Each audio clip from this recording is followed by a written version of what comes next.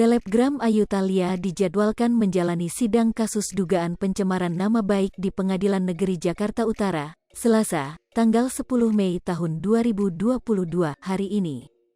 Ayu Thalia menjalani persidangan atas kasusnya dengan Nicholas Sean, putra dari Basuki Cahayapurnama alias Ahok.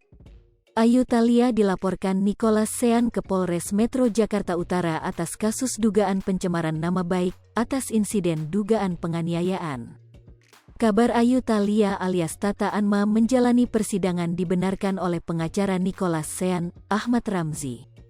Iya benar, Ayu sidang kasusnya dengan Nicholas Sean, kata Ahmad Ramzi ketika dikonfirmasi awak media, Selasa pagi. Ramzi mengatakan Ayu Thalia menjalani sidang perdana kasus dugaan pencemaran nama baik atas laporan Nicholas Sean.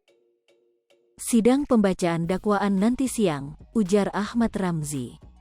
Sementara itu, menurut informasi yang diterima Arta Kota, Ayu Thalia akan hadir dalam persidangan kasusnya dengan Nicholas Sean.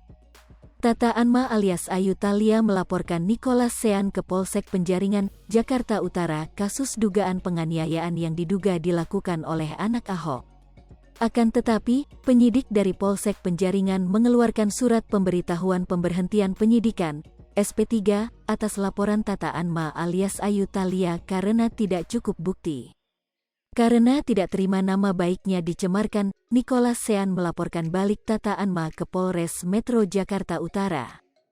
Polres Metro Jakarta Utara sudah menaikkan berkas laporan Nicholas Sean ke tahap penyidikan dan menetapkan Ayu Thalia sebagai tersangka.